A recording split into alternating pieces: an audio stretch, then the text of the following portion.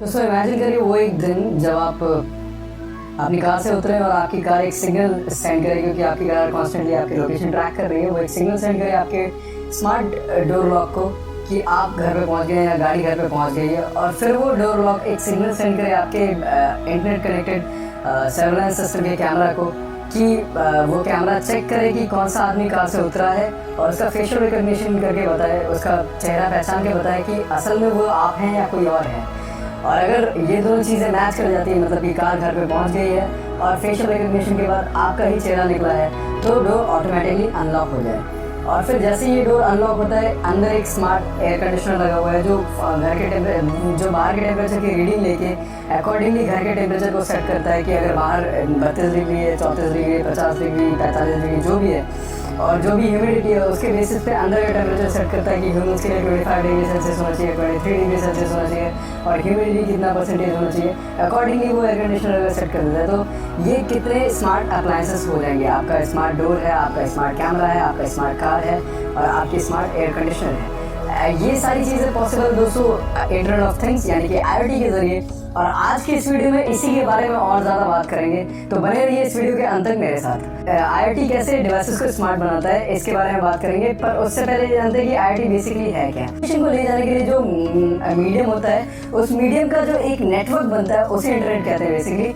अब इस मीडियम में 2G कनेक्शन भी हो सकते हैं, 3G भी हो सकता है, 4G भी हो सकता है, 5G भी जो आने वाला है वो भी हो सकता है, वाईफाई भी हो सकता है, वायर्ड कनेक्शन भी हो सकता है, ब्रॉडबैंड कनेक्शन हो सकते हैं, कम बैंडविड्थ वाले कनेक्शन हो सकते हैं। तो मोड ऑफ कम्युनिकेशन अलग अलग हो सकता है, पर इन सारे मोड्स को मिला के जो नेटवर्क बनता है वो बेसिकली इंटरनेट होता है। तो जब इंटरनेट ऑफ थिंग्स के बारे में बात करते हैं तो बेसिकली जो डिवाइसेस है जो हम रोज़मर्रा के काम में लाते हैं, डिवाइसेस जैसे कि आपका एयर कंडीशनर हो गया, आपका डोर लॉक हो गया, आपके लैंप्स हो गए, आपके घर में स्मार्ट स्पीकर्स हो गए, जितनी भी इस तरह की स्मार्ट डिवाइसेस की बात चल रही है, वो सारी डिवाइसेस जब आपस में कनेक्ट करके आपस में कम्युनिकेट कर सकती हैं तो इसको कहते हैं इंटरनेट ऑफ थिंग्स। मतलब कि डिवाइसेस आपस में इंफॉर्मेशन को शेयर कर रही हैं। अब ये इंटरनेट ऑफ थिंग्स कैसे डिवाइसेस को स्मार्ट बनाता है। अगर आप ह्यूमंस की बात करें तो ह्यूमंस में आपको जितनी ज़्यादा जानकारी होगी आप उतनी ही ज़्यादा स्मार्ट होंगे। ठीक वैसे ही डिवाइसेस के केस में डिवाइसेस को सराउंडिंग की जितनी ज़्यादा जानकारी होगी वो उसको प्रोसेस करके उतना ही बेहतर रिजल्ट आपको दे पाएंगे।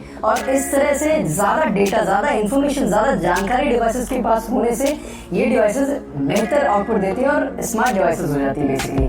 IoT में आप डिवाइसेस को इंटरनेट से कनेक्ट कर रहे हैं। अब अभी तक इंटरनेट से कौन सी डिवाइसेस को आप कनेक्ट करते थे? इंटरनेट से आप कनेक्ट करते थे अपना मोबाइल फ़ोन, अपना कंप्यूटर, अपना लैपटॉप वगैरह, जो प्राइमरीली कंप्यूटिंग डिवाइसेस होती थी, वो डिवाइसेस जिनसे कंप्यूटिंग का काम किया जाता था, जिन्हें जो एक तरह से कंप्यूटर्स होते थे। अब IoT में वो डिवाइसेस होंगी जो बेसिकली कंप्यूटर नहीं होता, जिनका प्राइमरी टास्क कंप्यूटेशन नहीं होता, जिसमें आप कंप्यूटर जैसा काम नहीं लेते, जिससे उनका प्राइमरी काम कुछ और होता है। और उसमें हम नेटवर्क कैपेबिलिटी, उसमें हम इंटरनेट से जोड़े जाने की क्षमता ऐड करके उसकी कैपेबिलिटी को एनहांस कर देते ताकि उसको ज़्यादा डेटा इनपुट मिल सके और वो अकॉर्डिंगली प्रोसेस करके एक डिसीजन ले सके, एक बेहतर सुविधा आपको दे सके और इसलिए बेसिकली स्मार्ट हो जाती है, जैसा कि मैंने आपको पहले ही बताया है।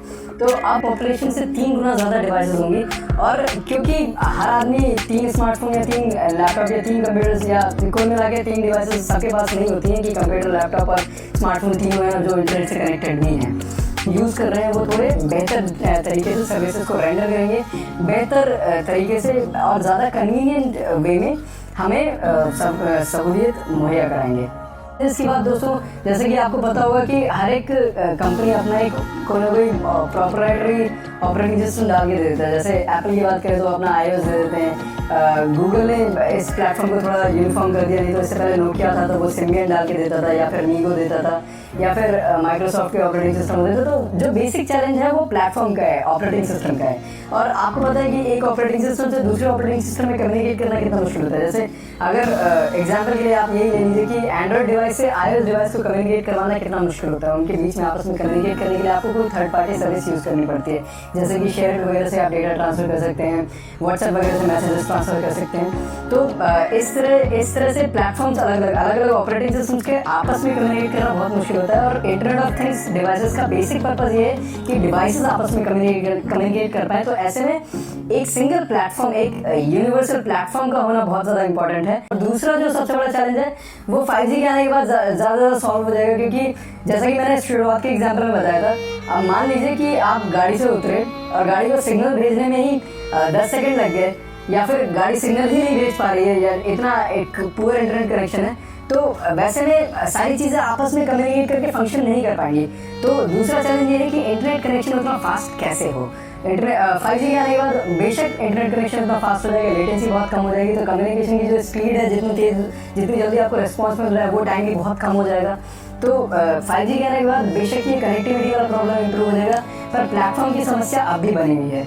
तो जैसा कि गूगल ने बोला था कि गूगल का जो विजन ऑफ द फ्यूचर है वो है AI फर्स्ट, मतलब कि आर्टिफिशियल इंटेलिजेंस फर्स्ट। और जैसे कि मैंने आपको अभी बताया था कि इंटेलिजेंस कब कैसे आती है, जब आपको जानकारी ज़्यादा हो, जब आपके पास इन्फॉर्मेशन ज़्यादा, आपकी सराउंडिंग के बारे में ज़्यादा इन्फॉर्मेशन होगी, तो आप बेसिकली इंटेलिजेंट हो जाओगे।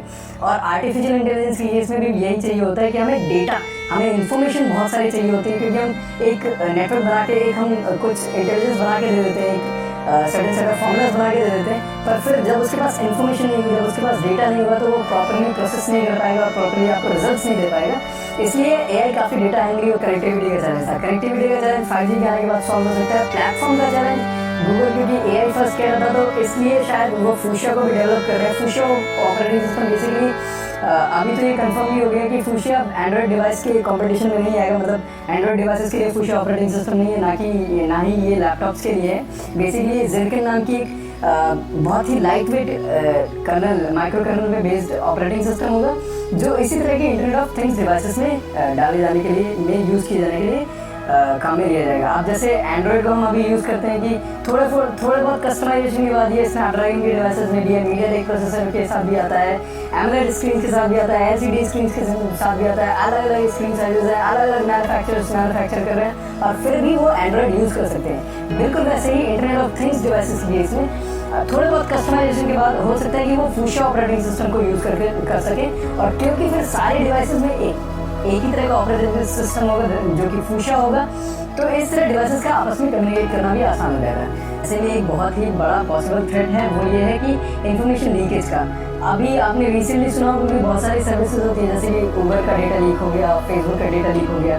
तो जैसे जैसे आप डिवाइसेस को बढ़ाते जाएंगे अपनी ज़िंदगी में, वैसे वैसे इंफॉर्मेशन के लीकेज के पॉइंट्स बढ़ते जाएंगे। जैसे मैं एक सर्विस यूज़ कर रहा हूँ, तो सिर्फ एक सर्विस से मेरा डेटा लीक होने के चांसेस है, और अगर मैं 10 सर्विसेज यूज़ कर रहा हूँ, तो उन 10 की 10 सर्विसेज से मेरा डेटा लीक होने के चांसेस है। दूसरा, अभी जो एग्जिस्टिंग डेटा सेंटर्स हैं वो इस तरह से डिज़ाइन किए गए हैं कि एक लिमिटेड अमाउंट ऑफ इनफ्लो को या आउटफ्लो को वो केटर कर सकते हैं, मतलब कि एक बार में 1 लाख कनेक्शन हो गए, 10 लाख कनेक्शन हो गए।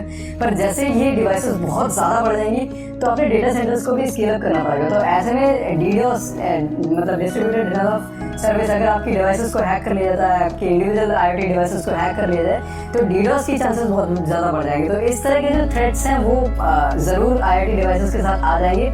रियल लाइफ में बहुत ज़्यादा ऑटोमेशन कर पाएंगे, मतलब चीज़ें ऑटोमेटिकली हो रही हैं, आपको यूज़र इंटरवेंशन की ज़रूरत ही नहीं है। आपकी डिवाइसेस बहुत ज़्यादा स्मार्ट होगी। जैसे मैंने AC का एग्जाम्पल लिया था, AC ऑटोमेटिकली बाहर की रीडिंग ले रहा है कि बाहर टेम्परेचर कैसा है, बाहर ह्यूमिडिटी कितनी है, तो अंदर का टेम्परेचर और ह्यूमिडिटी कितनी रखनी है। तो इस तरह के जो आपको फ़ायदे मिलने वाले, जो ऑटोमेटिकली होने वाली चीज़ें हैं, जो आपके अप्लाइंसेस ज़्यादा स्मार्ट हो जाएंगे, वो काफ़ी एक्साइटिंग है। IoT डिवाइसेस जैसे कि स्मार्ट स्पीकर्स बहुत ज़्यादा पॉपुलर है अभी। अमेजोन का इको है, इको डॉट है, जिसमें वो एलेक्सा लेते हैं। गूगल का अपना स्मार्ट स्पीकर्स है, एप्पल के अपने स्मार्ट स्पीकर्स है। तो अभी बेसिकली स्मार्ट स्पीकर्स आपको देखने को मिल रहे हैं, और फिलिप्स की व्यू लाइटिंग है, ऐसी 2-4 और कंपनीज हैं जिनका लाइटिंग सिस्टम आ रहे हैं जो स्मार्ट लाइटिंग है। तो ऐसे आपको स्मार्ट अप्लाइंसेस बहुत सारे